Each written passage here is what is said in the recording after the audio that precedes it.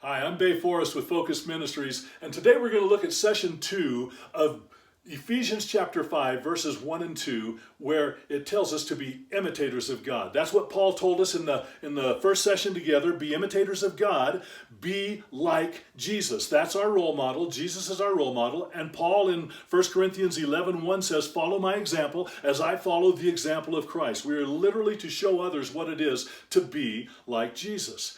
But he goes on in the second part of verse 1 and he says, be imitators of God, therefore, or because we are dearly loved children.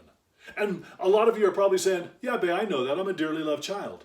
But there's some people that may not understand that because you may not have felt like a dearly loved child growing up. And I want us to look at the importance of being that kind of role model to others around us. Men, can I talk to you for just a second? Because if you're a father, a grandfather, an uncle, or just trying to be a godly man, we have a generation or generations below us who desperately need to see what it is to be a godly man, to be a role model to them, to let them see what it is to be a dearly loved child and how to live that out. I was a dearly loved child. And so my father was my hero. He was everything to me. He was 6'6", 235 pounds. He played college basketball and baseball. He always caught the biggest fish. He always killed the biggest buck. Everybody knew my dad, and my daddy loved Jesus. And because he loved Jesus, I wanted Jesus in my life too. And as I grew up, that's what influenced me. And I gave my life to Christ as a 7-year-old because I'd watched my daddy, and my daddy never once lied to me. And when my daddy said Jesus is the answer, then I knew that's what I needed in my life too. But experiencing his love came in some different ways for me. One of the ways that was really special was when I was about 5th or 6th grade, and yo-yos came in. And I don't know if you ever used yo-yos before, but I loved yo-yos. And we could make them sleep, and we could walk the dog and rock the cradle and do all that kind of stuff with our yo-yo. But we didn't have a whole lot of money growing up because my dad was a school teacher, my mom was a stay-at-home mom, and my friends started coming with really cool yo-yos to school. And when they'd come with these really cool yo-yos, I'd think, man, I wish I had one like that. But I didn't have a cool yo-yo. I had a second-hand yo-yo because we couldn't afford to buy new things. And some of my friends had these really awesome yo-yos, and I thought, man, it'd be great to have. But I had a second-hand yo-yo, and I thought, all right, I'll just use it.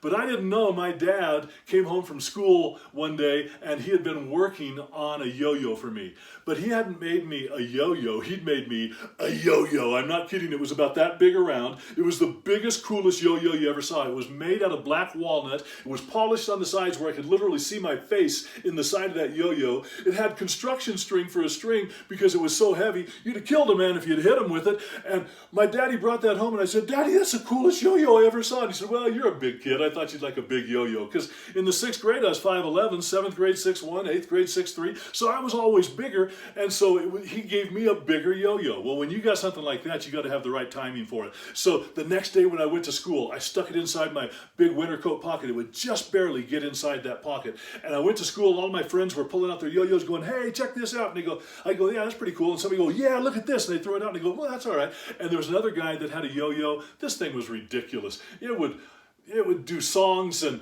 bake bread and walk your dog. It would do all kinds of stuff. It was just an amazing yo-yo. And he pulled it out. He said, hey, check this out. And he threw it out there. And I'd been waiting for that.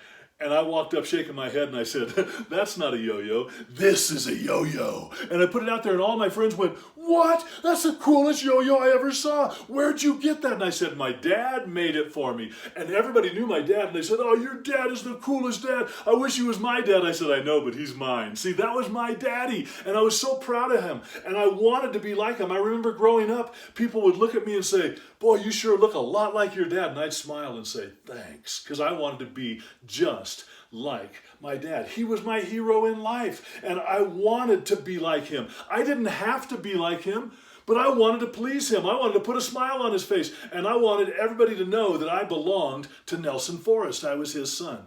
So I want to challenge you for this second part of this session. I want you to think about being imitators of God, therefore as dearly loved children. And do you realize what it is to be a dearly loved child? Moms, dads, grandparents, aunts, uncles, who's watching you right now needing to see a godly role model in their life? Let's be sure that we are being imitators of God because we are dearly loved children.